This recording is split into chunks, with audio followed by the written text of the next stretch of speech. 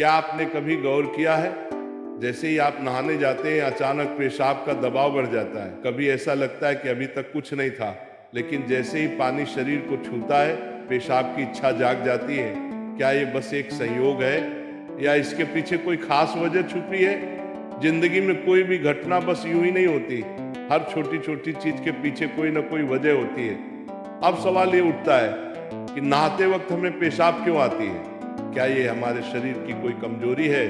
क्या ये किसी बीमारी का संकेत है, या फिर ये दिमाग और शरीर के बीच गहरे रिश्ते की तरफ इशारा करता है? बस सोचो, अगर ये सिर्फ शरीर का एक सामान्य काम होता तो हर कोई इसे इतना गहराई से क्यों महसूस करता?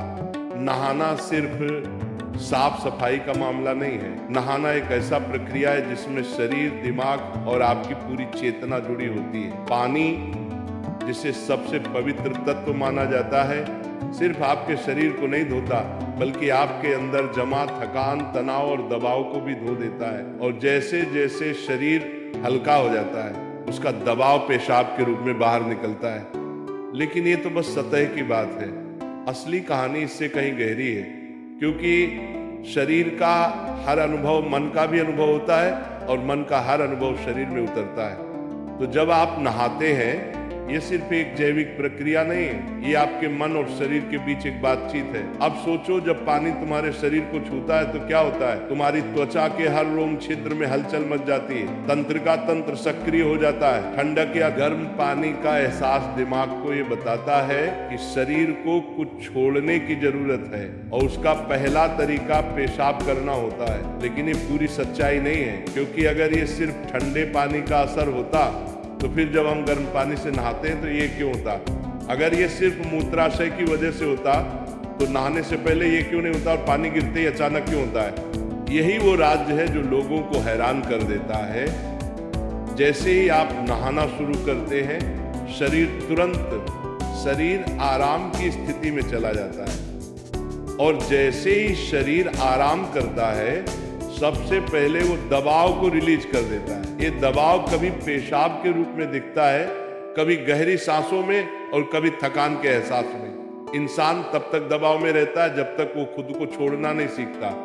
नहाना, पानी में डूबना, ये सब काम इसलिए अच्छे लगते हैं क्योंकि ये आपके अंदर के बोझ को हटा देते हैं। बस याद करो कि कभी गर्मी में जब तुम ठंडे पानी से नहाने बैठते हो तो पहला छींटा ही पूरा शरीर एक झटका महसूस करता है।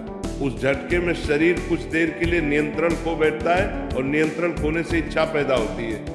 अब आप सोचेंगे कि क्या ये हर किसी के साथ होता है? हाँ, लगभग हर किसी ने कभी न कभी इसे महसूस किया होता है। लेकिन फर्क ये है कि कुछ लोग इसे सामान्य समझकर भूल जाते हैं और कुछ इसके पीछे छुपे राज की तलाश शुरू कर देते हैं। और जो तलाश शुरू करता है वो जिंदगी के असली ज्ञान के करीब पहुंच जाता है, क्योंकि यहाँ एक नाजुक बात छुपी है। पानी और पेशाब दोनों एक ही तत्व से बने होते हैं।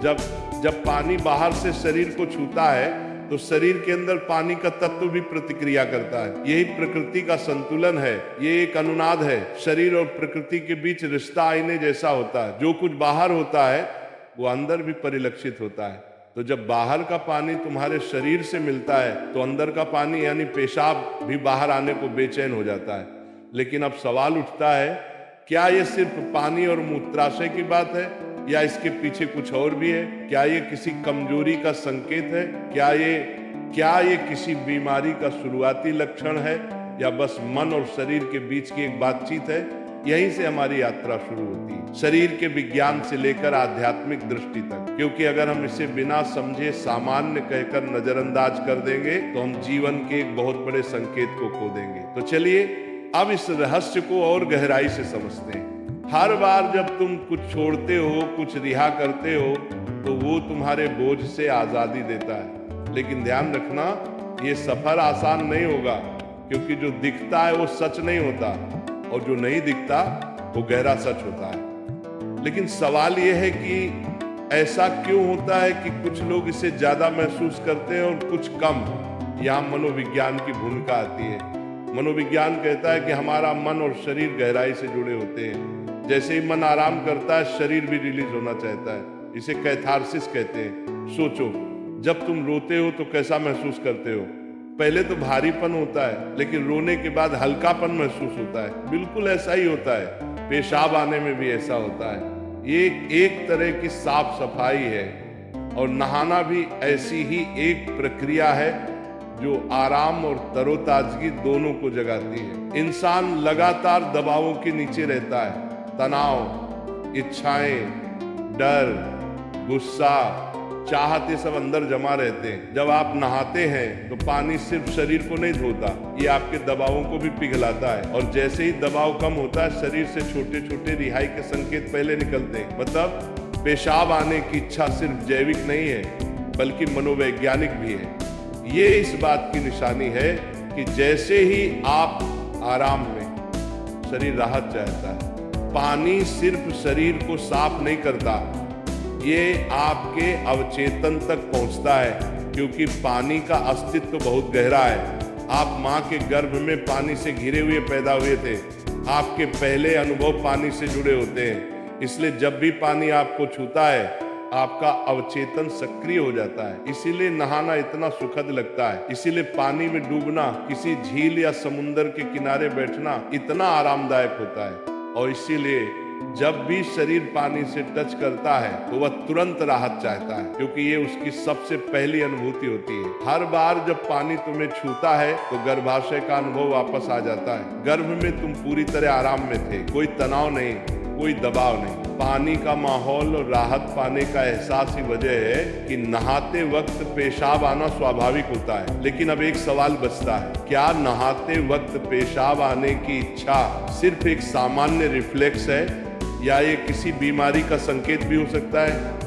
विज्ञान मानता है कि अगर ये बहुत बार होता है, बहुत ज्यादा तलब होती है, आप इसे कंट्रोल नहीं कर पाते, तो ये ओवर एक्टिव ब्लैडर या किसी और मेडिकल कंडीशन का संकेत हो सकता है। लेकिन अगर ये कभी कभार होता है तो ये बिल्कुल नेचुरल है, बिल्कुल सामान्य है।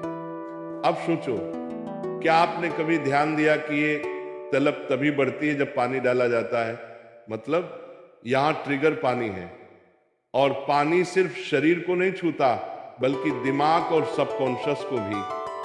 तो असली सवाल ये है कि क्या आप इसे बस एक प्रॉब्लम मानकर नजरअंदाज कर देंगे, या इसे एक संकेत के रूप में लेंगे कि दोनों शरीर और मन को आराम चाहिए, हल्कापन चाहिए, आजादी चाहिए। हर तरह की रिहाई सिर्फ जैविक नहीं होती, ये आध्यात्मिक भी होती है। आपको छोटे छोटे रिहाई के मौके दिए गए हैं ताकि आप एक बड़े रिहाई की तरफ बढ़ सके। पेशाब, आंसू, हंसी, ये छोटे रिहाई के तरीके हैं, लेकिन ध्यान सबसे बड़ी रिहाई है। मतलब अगर आप समझ पाओ कि इच्छा क्यों आती है, तो ये सिर्फ एक शारीरिक अनुभव नहीं रहेगी बल्कि ध्यान की तरफ एक कदम बनेगी। चलो अब नाम जप करते हैं राधा रानी का, तो मेरे साथ बोलेंगे, राधे राधे, जय राधा रानी की जय, राधा रानी की जय, राधा रानी की।